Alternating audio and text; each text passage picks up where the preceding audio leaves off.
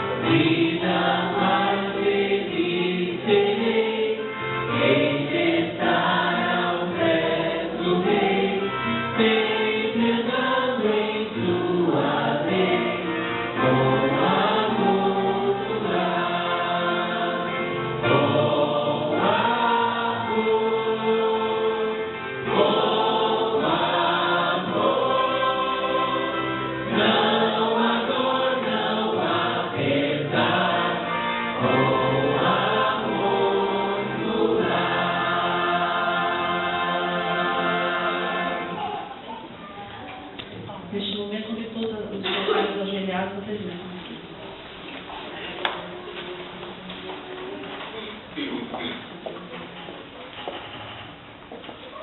Senhor, nosso Deus e Pai, queremos te agradecer as boas dádivas que tem dado a nós. Obrigado pelo teu amor, pelo perdão, misericórdia, pela nossa família, pelos nossos filhos, Senhor, por tudo aquilo que tu tão bondosamente tem dado a nós. Amém. Neste momento, nós convidamos a pessoa do Espírito Santo a estar conosco, a iluminar a nossa mente, o nosso coração, para que venhamos aprender a mensagem desta noite para nós e a nossa família. Assim pedimos e agradecemos por Jesus. Amém. Amém.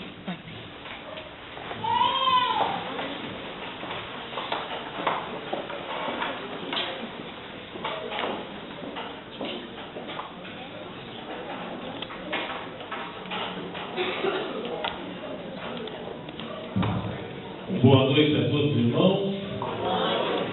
É uma grande alegria estar na casa de Deus no primeiro dia da semana. Um dia do trabalho, um dia de realização. Eu estive dando uma recapitulada nessa lição sobre adoração infantil e é muito interessante. E hoje, eu e minha esposa nós fomos visitar uma criança, é aniversário dela, é uma família árabe.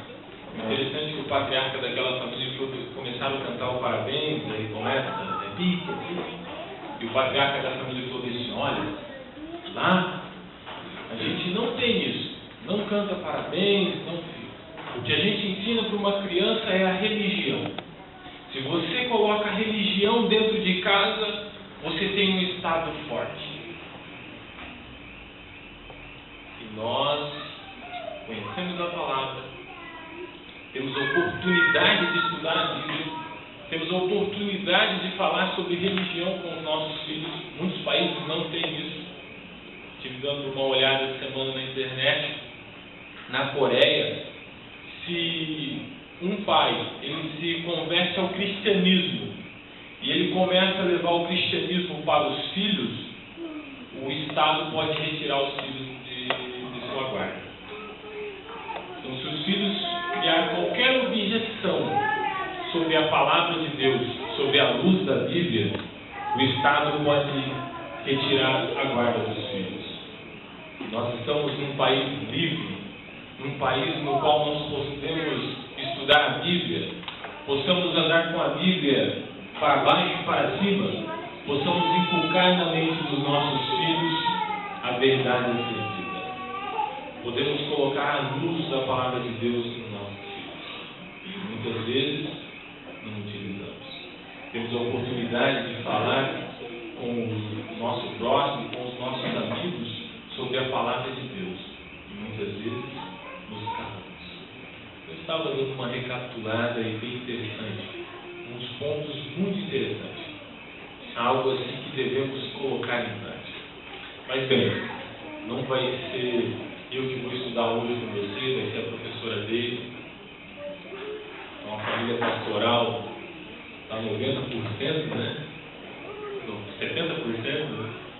Está aqui a família pastoral, então hoje a lição traz um tema bem interessante, vai ter uma palestrante assim, que vai abordar de uma forma bem interessante para você. Nesse exato momento, é um momento especial, é um momento de gratidão, é um momento que nós devolvemos os nossos dízimos e doamos as nossas ofertas. Aqui vai estar a urna aqui na frente, vai ser colocado o som, e conforme vai tocando o hino de gratidão, aquele que trouxe seu dízimo, trouxe sua oferta, pode agradecer a Deus por tudo que Deus tem feito em nossa vida.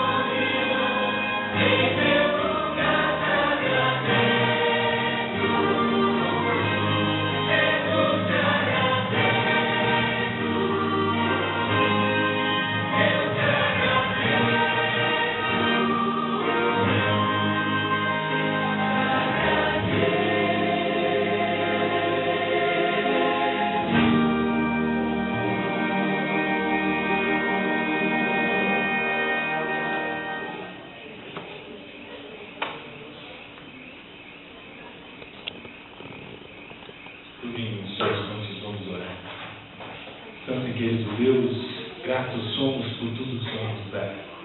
Agradecemos pela vida, agradecemos pela saúde e agradecemos pela oportunidade de termos te louvar. Deus, rogamos que abençoe cada qual aqui, cada família aqui representada, o Senhor venha abençoar cada lar, que as ofertas aqui doadas e os dízimos possam chegar até o seu alto trono e o Senhor possa, nos Deus, aceitar.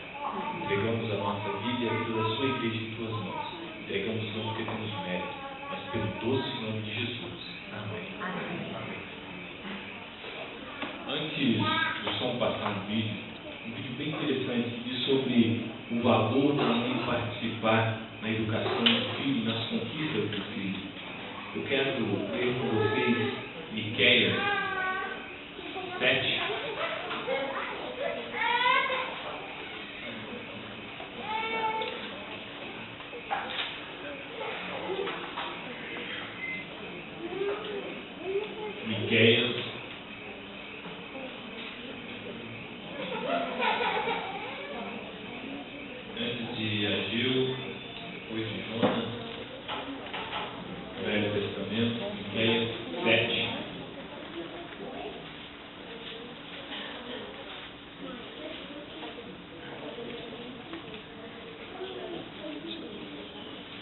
Miqueias 7, versículo 6, diz bem assim: porque o filho despreza o pai, a filha se levanta contra a mãe, a nora contra a sogra, os inimigos do homem são os da sua própria casa. Versículo 7 diz assim: eu, porém, olharei para o Senhor, esperarei no Deus da minha salvação, o meu Deus me ouvirá. Quando olhamos para Deus e colocamos os preceitos de Deus dentro do nosso lar, não sofremos com isso. Enquanto muitas famílias são dizimadas com guerra dentro da sua própria casa. Então, é muito importante que os pais participem da educação dos filhos. Deixai vir a mim os pequeninos. Os pequenos é o reino do céu. Vinde a Jesus, vinde a Jesus, vinde a Jesus. Brancos e morenos, grandes e pequenos, vinde a Jesus. Boa noite, crianças. Boa noite. Eu acho que tem criança nos bancos. Quer vir aqui na frente, Eduardo? Não? Você vai ficar de lá. Boa noite, igreja. Boa noite. Bom, hoje eu vou contar para vocês uma história que aconteceu de verdade. É uma história verídica, tá bom? E ela não aconteceu aqui no nosso país. Ela aconteceu num país bem longe daqui, tá bom? É a história do gato que salvou o trem, tá? Um menininho chamado Billy, ele estava com o seu papai na estação do trem. E ele estava com o seu gatinho. O gatinho do Billy se chamava Tigre. E o Billy gostava muito do Tigre. Olha lá, ele fazia carinho, ele brincava. E ele estava muito feliz, porque era o seu gatinho de estimação. Quem é que gosta de gato? Ah, eu gosto, né? E o Billy gostava muito do gatinho dele. O Tigre era inseparável, né? Mas como eles estavam lá na estação do trem, eles estavam esperando. E o pai dele ficava olhando para o relógio. Ai, já deve estar quase na hora. De repente, ele escutou a sirene lá que anunciava que o trem dele estava chegando. Então, ele colocou o gatinho na sua caixinha, porque ele carregava o gatinho numa caixinha. E eles foram entrar no trem. Vamos imaginar que esse banco aqui é o nosso trem, tá bom? Então, eles entraram no trem, ele ficou segurando lá o seu gatinho na sua caixinha e eles começaram a viagem. O trem começou a andar e o trem, quando anda, ele anda assim, um pouco devagar, mas dá a impressão que está rápido, né? E o Billy com o seu gatinho, ele estava assim meio triste, né? Não tem muita coisa para fazer nesse trem.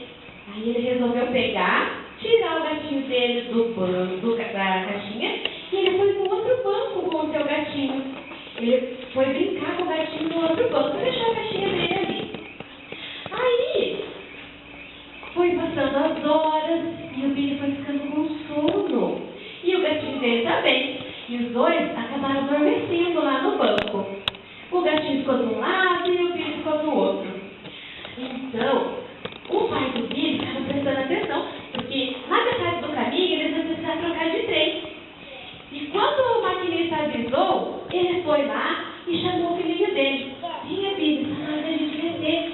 Mas o Billy estava meio sonolento assim, e ele pegou a sua caixinha e foram para o outro trem.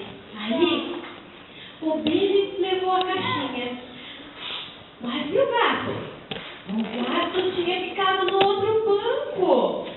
E quando o Billy percebeu lá que o gato não estava na sua caixinha, ele ficou muito triste, né? Ele chorou, mas o pai dele explicou que às vezes isso acontece, né?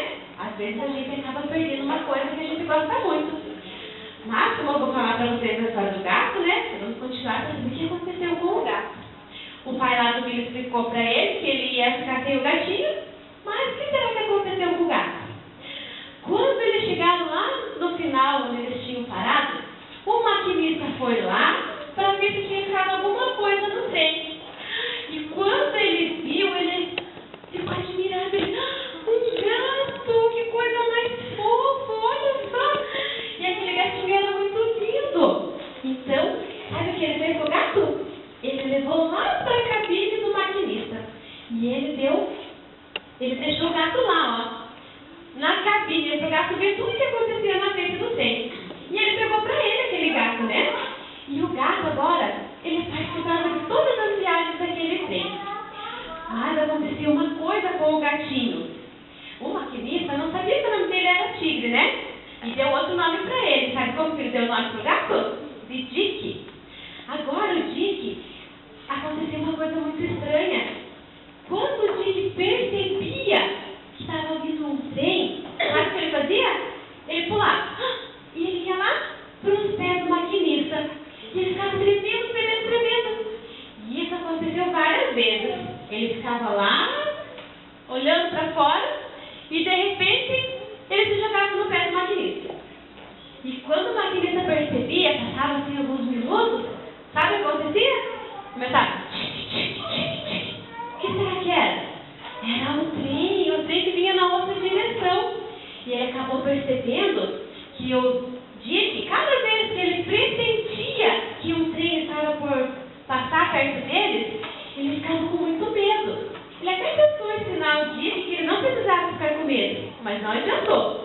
Toda vez que ele pressentia que vinha um trem, ele se jogava no pé do maquinista.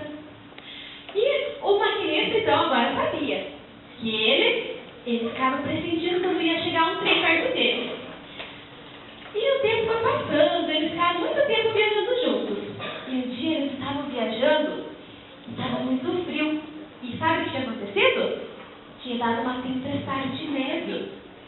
Alguém já viu uma tempestade de neve? Só na televisão, né? A gente não tem neve. Mas tinha dado essa tempestade de neve. E o maquinista agora ele não conseguia conversar com as pessoas lá da estação. E ele ficou preocupado agora, porque como que eles iam saber se estava vindo um trem ou se não estava?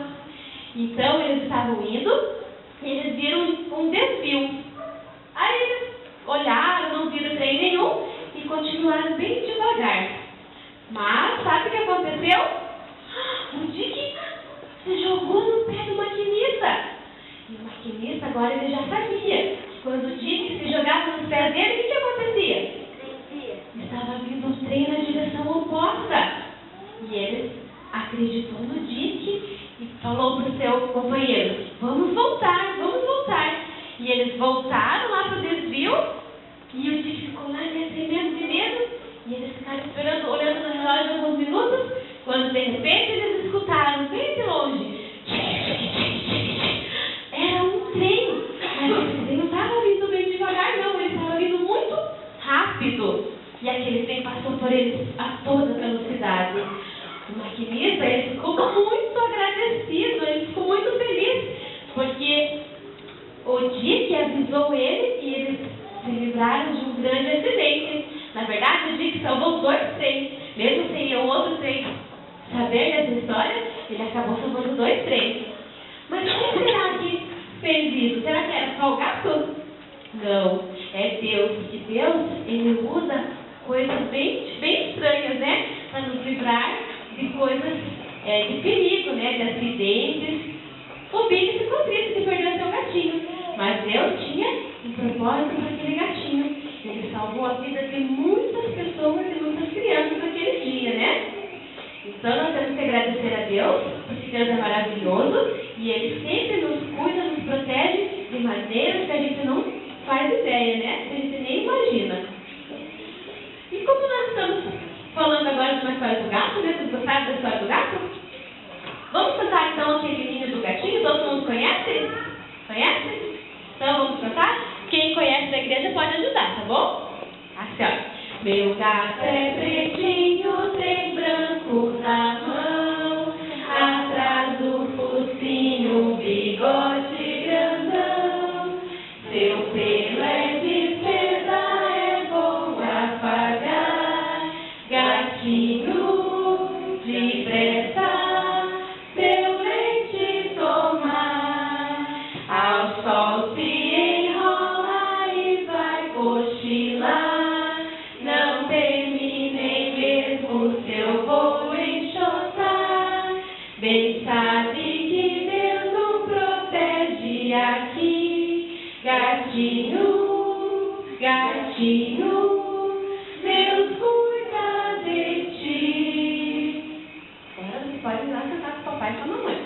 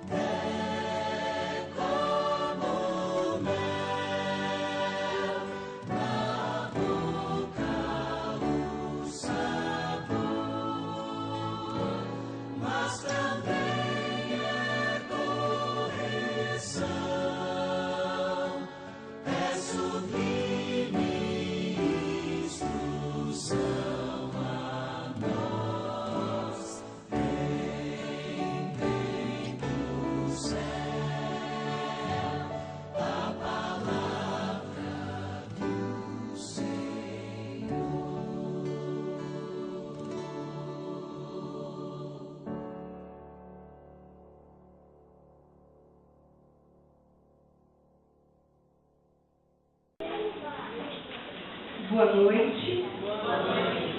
Boa noite a todos os amigos, a todos os irmãos. É uma alegria estar aqui com vocês, conhecendo a igreja um pouquinho mais de perto agora. Quero dizer, a igreja que nós estamos muito felizes com a nossa transferência para cá. É um presente de Deus, porque nós estávamos fora de Curitiba há 17 anos.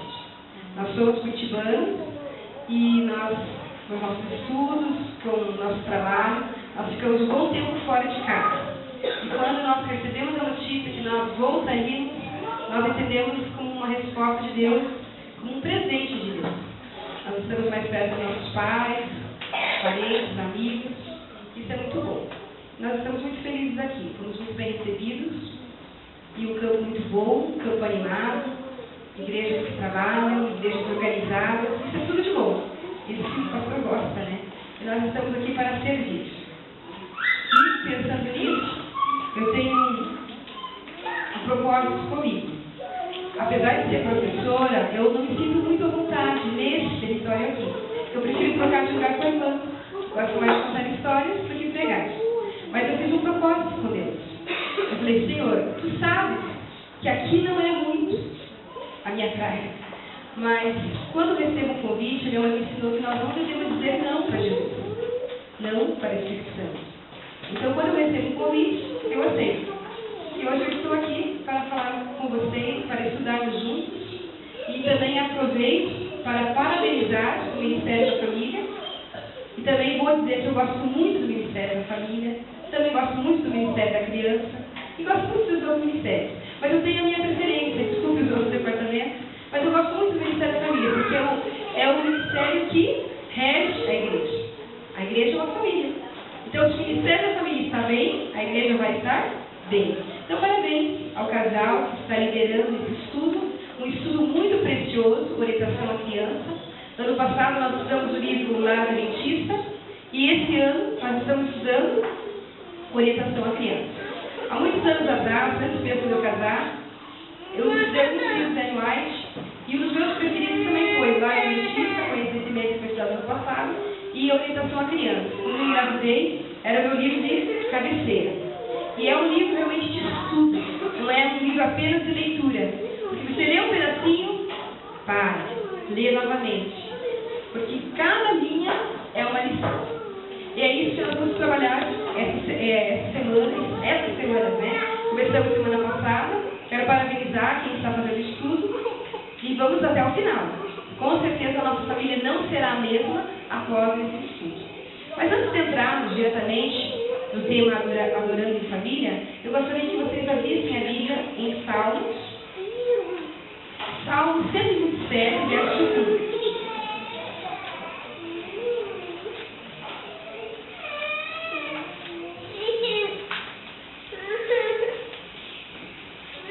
Salmos 127, verso 1. A minha Bíblia é na linguagem de hoje e diz o seguinte: um lar abençoado por Deus. Verso 1. Se o Senhor Deus não edificar a casa, não adianta nada trabalhar para construí-la. Se o Senhor não proteger a cidade, não adianta nada os guardas ficarem vigiando. Verso 2. Não adianta trabalhar demais para ganhar o pão, levantando cedo e deitando tarde, pois é Deus quem dá o sustento aos que Ele ama, mesmo quando estão dormindo. Verso 3. Os filhos são um presente do Senhor, eles são uma verdadeira bênção. Vamos parar por aqui. Acho muito lindo esse salmo que fala que o nosso lar é uma bênção, que os nossos filhos são uma bênção. Quando nos casamos, os 30% da família, né? Porque nós estamos 70%, os outros 30%, nós demoramos um pouquinho para ter filhos. Nós demoramos 8 anos. E nós éramos felizes. Mas quando nós tivemos nosso primeiro filho, que foi o Samuel, a gente ficava pensando, nossa, como que a gente viveu tanto tempo sem ter um filho? Como que era a nossa vida antes do Samuel? A gente não consegue lembrar, porque é muito melhor depois dos filhos. Depois tivemos a nossa segunda filha, a Lani, e é um recheado mesmo, tantas surpresas, tantas alegrias que eles nos dão.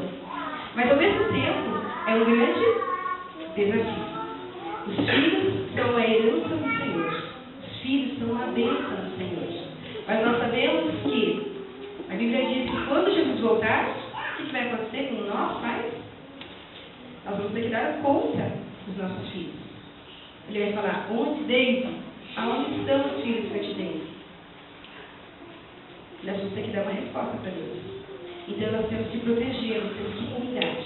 Mas como que nós vamos cuidar se nós não estudarmos? E é por isso que nós estamos aqui. Na semana passada, nós estudamos o lar, uma escola. E o tema hoje, o segundo tema, fala o seguinte: pais como professores. Então, no livro de Ellen White, ela deixou muito claro isso. Que os professores da escola adventista, os professores da escola pública, eles são importantes na vida dos filhos, dos nossos filhos, mas nada comparado aos pais. Ela deixou muito claro, os pais são os primeiros professores. Os pais, eles têm toda a obrigação sobre seus filhos. E no decorrer do estudo, que nós temos aqui algumas perguntas, um dos resumos do estudo fala o seguinte: nós, pais, precisamos compreender a responsabilidade que nós temos como pais. Primeiro tópico. Segundo tópico, o mundo está cheio de laços para pegar os jovens. Terceiro ponto, o mundo está cheio de apelos sensuais, de prazeres, apetites e tentações. Cabe aos pais ajudar os filhos a não cair. O próximo tópico. Pais precisam de sabedoria divina para educar os filhos para serem úteis e felizes. E resumindo, os pais devem orar para os filhos, para que eles sejam guardados do mal. Acho muito forte esses 5 pontos que eu li para vocês. É uma grande responsabilidade mesmo como pais e mães. Vamos abrir ali a nossa primeira pergunta. Eu vou seguir didaticamente.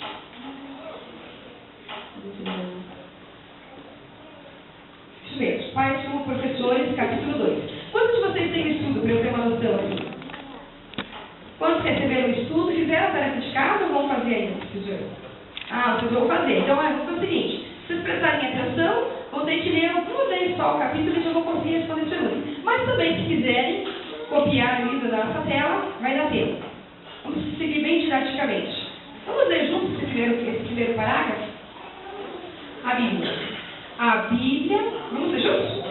A Bíblia, volume rico em instrução, deve servir, se educar os filhos de acordo com os seus preceitos, não somente lhe colocarão os jovens perto do caminho certo, mas se educarão eles mesmos em seus mais santos desejos. Esse trecho, ele não lembra para nós o que diz em Provérbios?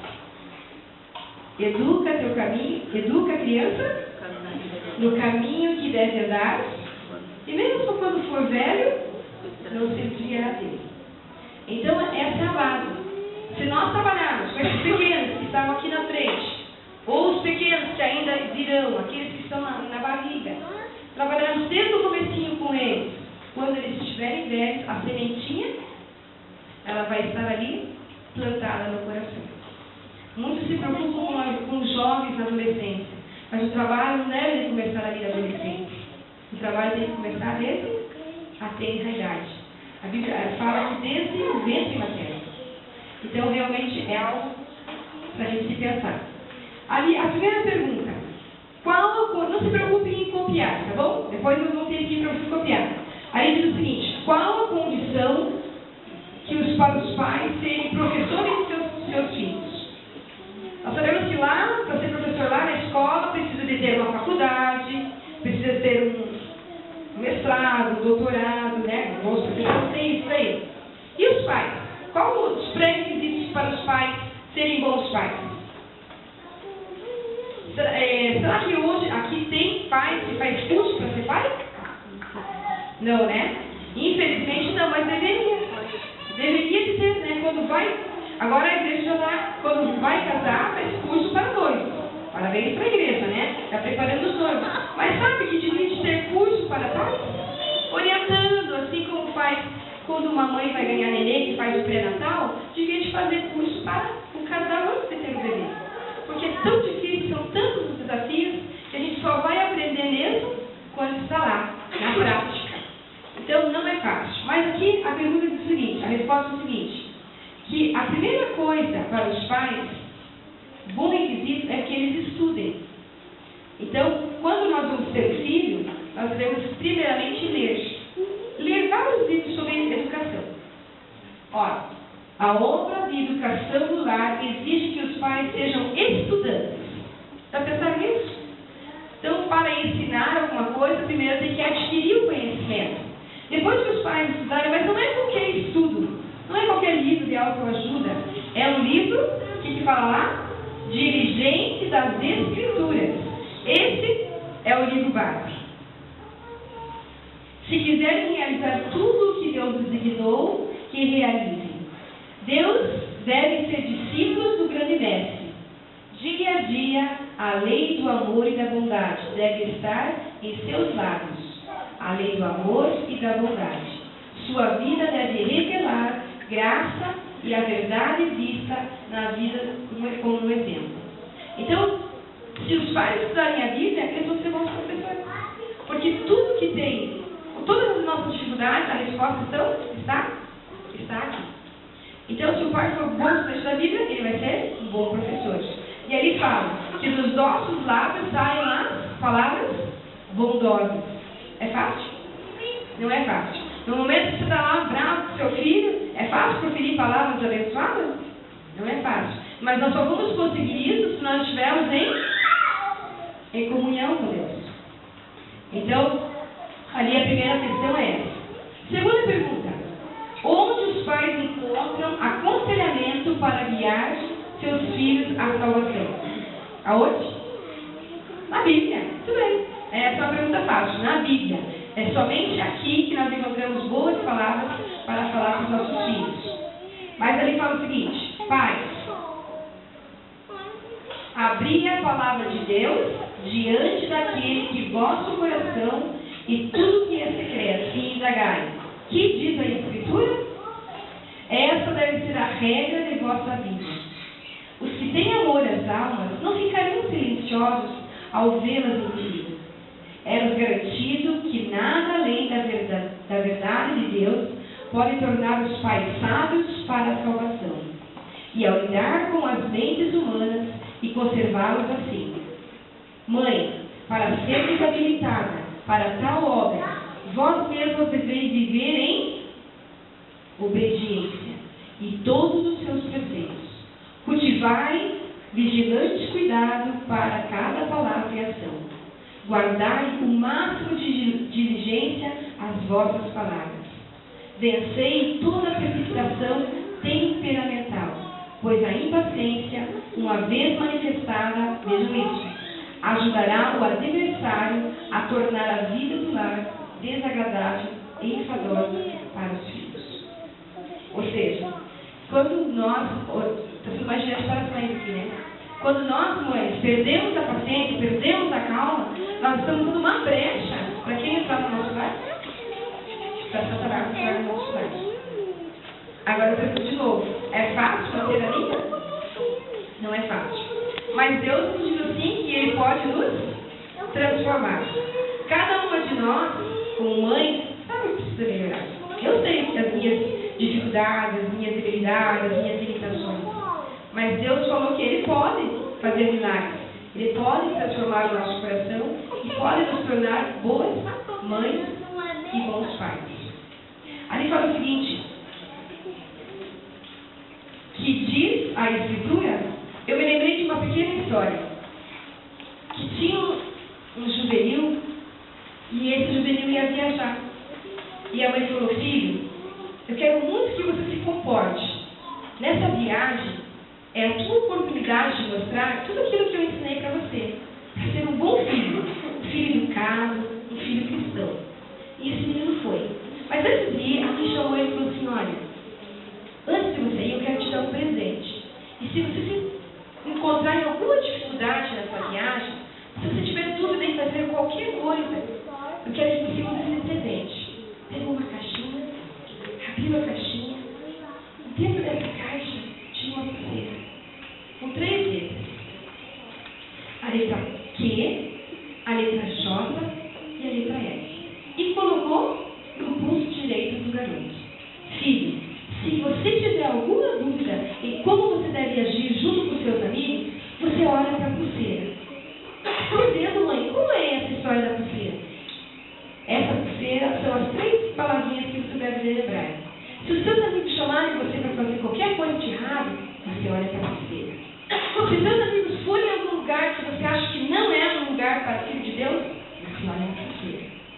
Se você ofertar em alguma coisa que você não deve comer, não deve usar, você olha para a pulseira. O que quer dizer essas 3 palavras, mãe? Que é o que Jesus faria. QJF. Que Jesus faria. Você olha para a pulseira e olha essas 3 vezes.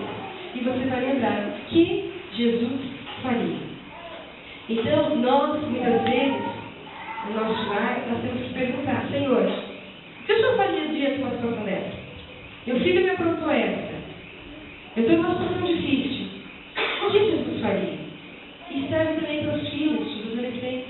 O que Jesus faria no meu lugar? Cada um tem seu temperamento. Tem umas pessoas que são mais explosivas, tem outras que são mais pacíficas, mas aí está falando que nós não devemos ter a precipitação temperamental. Não devemos ser explosivos. E aí entra mais uma vez a voz do Espírito Santo. Sozinhos nós vamos conseguir manter sempre a calma? Não. Nem os pais, nem as mães, nem os avós, nem os filhos. Então nós precisamos ter comunhão com Deus. Vamos para a terceira pergunta ali. O que fazer quando os filhos começam? O que fazer quando os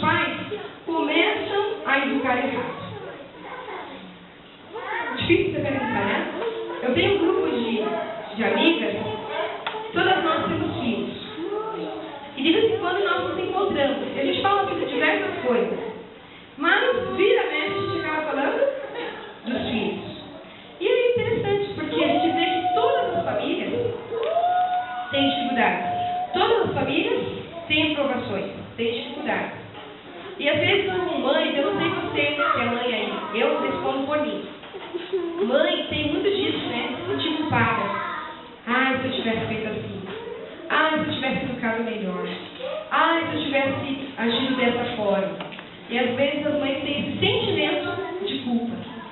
Às vezes vai para o bebê nasce, daí fica pensando, vou trabalhar fora, não vou. De repente vai, e começa a se sentir culpada. De repente volta, larga o emprego. E sempre são essas culpas que a mulher, mãe, carrega.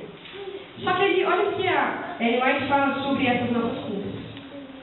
Ela fala aqui, ó. Aos pais que começaram errado no ensino, eu diria, não desesperei. Amém? Amém, que bom. Muitas vezes a gente se sente culpada. Puxa, não foi como eu queria. Ele não agiu como eu queria. Mas ela fala, não desesperei. Necessitais ser firmemente convertidos a Deus. Então, se lá na nossa casa não está 100%, o que a gente precisa fazer? A resposta está aí. Primeiramente, precisa haver uma conversão em mim. Eu preciso melhorar. De repente, eu estou indo nesse caminho. Eu preciso mudar o caminho, mudar a estratégia. E aí ele fala, convertidos em Deus. Mudar em Deus. Necessitais do verdadeiro espírito de obediência à palavra de Deus.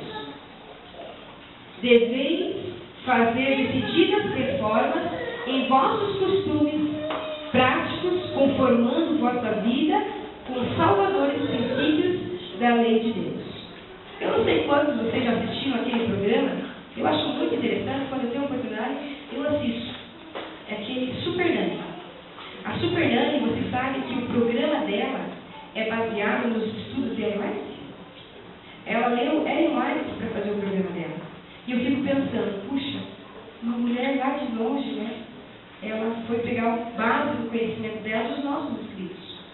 E às vezes a gente, dentro da igreja, não usufrui, não utiliza da sabedoria da luz que nós temos dentro da nossa igreja. Então ele fala que às vezes nós precisamos fazer reformas. E ela, quando chega na casa das pessoas, eu não sei quantos vocês já assistiram, eu acho bem interessante, já assistiu, irmã? Às vezes ela pega a casa de um jeito e ela entrega outro jeito. Às vezes a mulher acorda 9 horas, não, você vai acordar às 6. Para você vencer, você vai vencer, acordar às 6. Então ela faz uma reforma dentro da casa das pessoas. E às vezes a gente precisa fazer reforma dentro da nossa casa. E aí ele fala o seguinte, ó, reforma de costumes e práticas. Às vezes pode ser na alimentação. Quando nós temos uma criança muito agitada, você não pode dar alimentos que são energéticos para ela. Né? Cupuaçu, por exemplo. Alguns alimentos refrigerantes. Crianças muito agitadas, elas precisam de comer alimentos saudáveis, alimentos que não estimulem demais. Olha lá, conformando vossa vida com os salvadores princípios da lei de Deus. Então, se lá na nossa casa não está muito bem, o que pode mudar? E se a gente não sabe o que mudar, o que a gente pode fazer? Pode pedir sabedoria divina. Senhor, eu não sei como resolver isso. Está difícil aqui.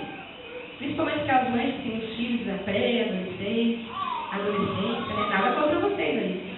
Não, mas tem uma época que é mais difícil. Então, por que não pedir ajuda para Deus? Número 4. O que Satanás, olha que interessante essa pergunta. O que Satanás usa para desviar as mães da obra de guiar os seus filhos? Já tinha pensado nisso? Satanás usa algumas coisas para desviar a atenção da mãe para não fazer a obra primária. O que é a obra primária de uma mãe? Não é salvar o seu filho? Não é ensinar o seu filho, guiar os filhos no caminho do Senhor? Mas esse mundo louco que nós vivemos tem tanta coisa, que quando a gente vê, se deixar, às vezes o nosso lar fica lá por último. Isso não pode acontecer. E olha o que diz ali no estudo. O trabalho da mãe exige contínuo avanço em sua própria vida para que possa guiar os filhos para a realização cada vez mais elevada. Esse deve ser o nosso trabalho. Educar cada vez melhor. Mas, tem um lado ali, ó, mas Satanás está estabelece seus planos para apossar-se tanto da alma dos pais como a dos filhos. Olha, ele quer isso. Satanás está empenhado em se apossar da nossa alma. E quem dirá da alma dos nossos filhos? Isso é uma coisa muito séria. As mães, muitas vezes, são desviadas dos deveres do lar e da cuidadosa educação dos seus pequeninos para o serviço do eu e do mundo. Então, nós, cristãos, nós não podemos andar na moda do mundo. Nós, muitas vezes, precisamos andar na contramão do mundo. Às vezes, nós precisamos falar, opa, para aí, chega. Eu posso ir até aqui, mas aqui eu não posso continuar. Nós não podemos colocar o nosso lar em último lugar. Pelo contrário, nosso lar tem que estar em prioridade. Primeiro, meu lar. Depois o trabalho, depois o estudo. Porque senão as coisas ficam complicadas. Porque o nosso dever está lá, ó.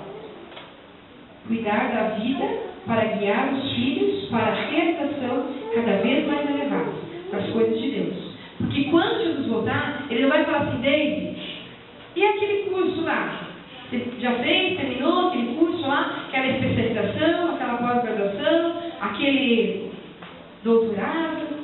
É isso que Jesus vai perguntar quando ele voltar? Ou ele vai perguntar, David, cadê os filhos que eu te dei? Então nós temos que colocar prioridade nisso.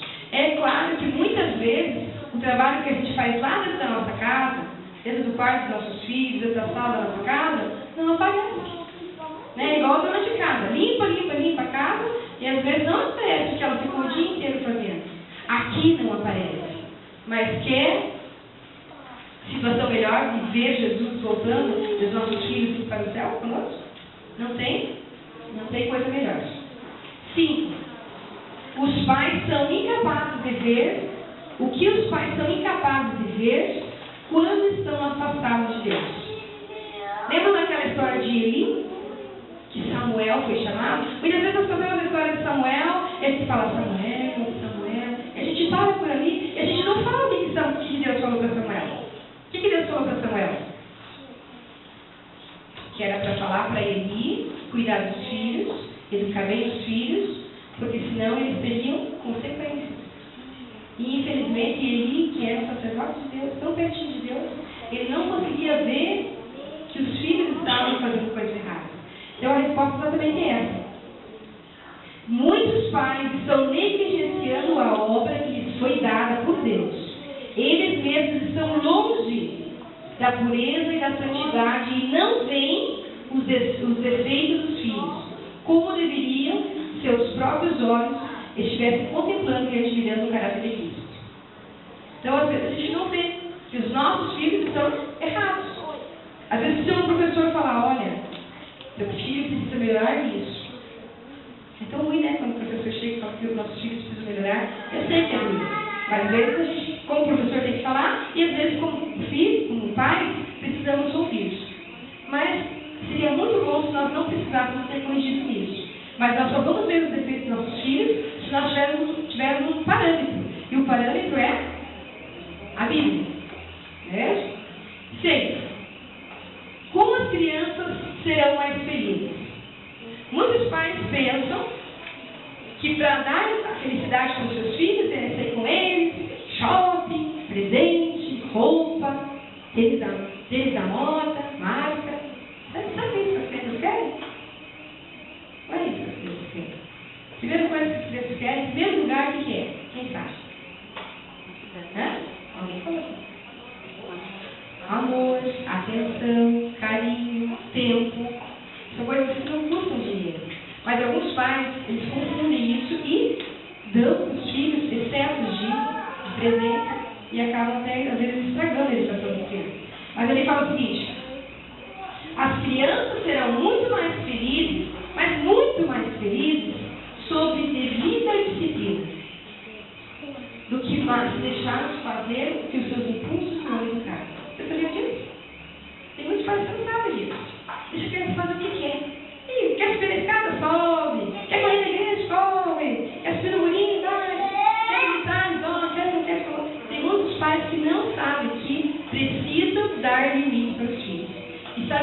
psicólogos dizem? Que quando a criança tem uma rotina, que ela tem limites, a criança vai ser feliz, porque ela vai estar mais segura e ela vai se sentir amada. É assim que Deus faz conosco. Deus não nos corrige, Deus não nos diz o que é certo e o que é errado. Nós também devemos dizer para nossos filhos: isso pode, isso não pode. E a partir desse momento, eles vão perceber que nós os corrigimos porque nós os amamos. Quando nós não gostamos da pessoa, às vezes a gente não se importa. Mas quando nós gostamos, a gente corre atrás e quer sempre o seu melhor. E finalizando ali, a prosperidade temporal e espiritual é condicionada à obediência da lei de Deus. Não nos lemos a palavra de Deus e assim não nos familiarizamos com as condições da bênção. Então, o que está falando? Se nós não conhecemos a Bíblia, nós vamos poder ensinar alguma coisa para eles? Não? Claro que não, né? E tem um pensamento que fala assim: as palavras impressionam e o exemplo, ele arrasta. Então, se nós ficamos falando para o nosso filho: filho, leia a Bíblia, filho, estuda a lição de escola sabatina, filho, vamos na igreja, mas a gente não faz nada disso, vai adiantar alguma coisa? Então, primeiramente, os pais, eles precisam dar o exemplo. Eles precisam fazer e depois cobrar. E terminando nosso estudo, fala assim: qual é uma das primeiras lições que a criança precisa aprender? É uma palavrinha bem pequena. Não muito pequena, mas bem facinha. Qual que é a primeira lição? A obediência. E é fácil? Não é fácil. E essa história começou há muito tempo atrás, lá na maçã. É tudo perdido. Adão e Eva, não coma, e eles comeram, e por causa da desobediência, nós estamos aqui numa situação difícil. A obediência não é fácil, mas muita oração, muito poder. Então, pais, mães, se você está enfrentando algum desafio com seu filho, com seus filhos, muita oração, muito poder. Deus pode tudo. E o que as mães não devem permitir que ocorra nos 3 primeiros anos? Isso é muito difícil. A criança, quando é um bebezinho, ela é muito linda. É muito difícil dizer não para o bebê, né? E a gente vê os bebezinhos, você quer o melhor dele. E às vezes ele está fazendo uma coisa lá que não pode fazer, você tem dó de dizer não. Mas o que a serva do Senhor fala é o seguinte: não deve a mãe permitir ao filho ganhar vantagem sobre ela num único caso, em nenhum único caso. E para manter a sua autoridade, não é necessário recorrer às medidas severas. A mão firme, segura e uma bondade que convence a criança de que andar a mais alcançarão o propósito. Então, quando uma criancinha pequena está fazendo alguma coisa de errado, não precisa bater, não pode bater, mas precisa ser firme, precisa dizer para ela: não pode. Ela tem que saber o que é certo e o que é errado. E ela nunca deve ganhar vantagem. Porque se ela desde pequenininha, ela já enfrenta os pais, e os pais se deixam vencer, quando ela for grande, não tem mais correção. Mas deixar o egoísmo, a ira e a vontade própria terem seu curso durante os 3 primeiros anos da vida de uma criança, e será difícil fazê-la submeter-se a uma disciplina saudável. Então, se nós não formos firmes com as criancinhas desde pequenas, depois será muito mais difícil de corrigir. Vamos ter a conclusão? Que nós pais, que os pais e professores impressionem a mente das crianças com o fato de que o Senhor os está provando nesta vida, para ver se lhe obedecem com amor e reverência. Os que aqui não forem obedientes a Cristo, também não lhe obedeceriam no mundo por vir. Então, meus amigos, meus irmãos, com a graça de Deus, nós possamos ensinar aos nossos filhos a obediência, porque essa é a primeira lição que nós devemos ter. E se você tem dificuldade, assim como eu tenho, peça a Deus sabedoria, porque muita oração, muito poder. Que Deus abençoe você nesse estudo desse livro. Na semana que vem, nós estaremos estudando sobre a lição 3, as lições básicas. não é um conjunto de atividades que já foi uma vez. Então, que nós possamos nos unir como irmãos, como igreja, e continuar crescendo nesse aspecto tão importante que vai salvar a nossa igreja. Amém? Esse mesmo pensamento de colocar Deus no nosso lar, vamos colocar de pé ao som do CD, cantar o hino número 450 do Inário Adventista.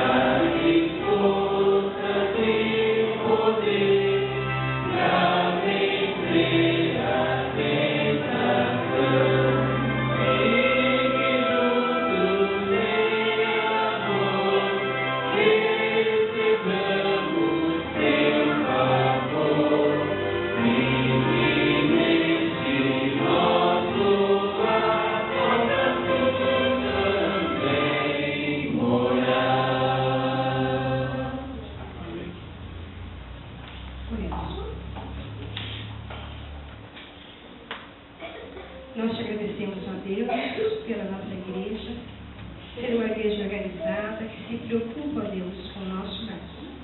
Obrigado por esse estudo que nós estamos fazendo. Obrigado pelas considerações bíblicas que tivemos nessa noite.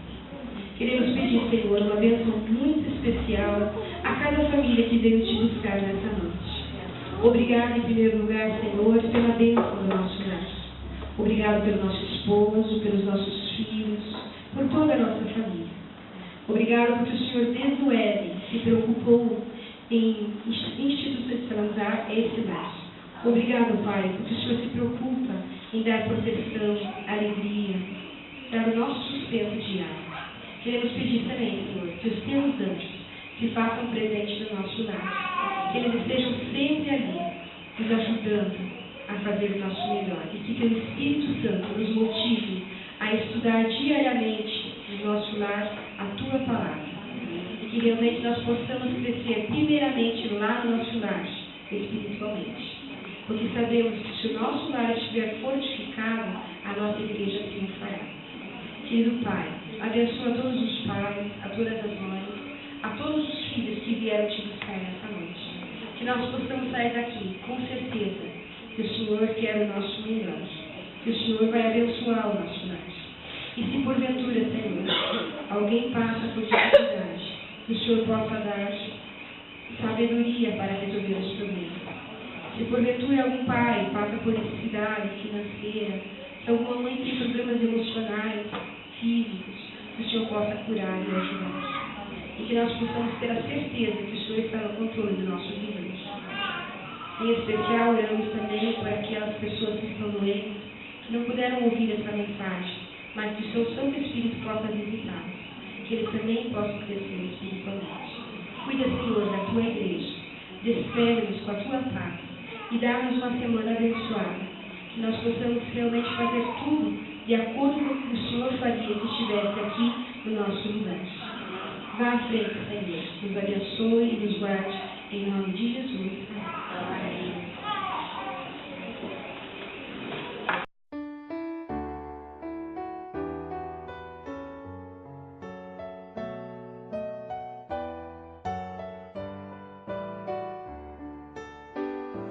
Ao sair deste santo lugar,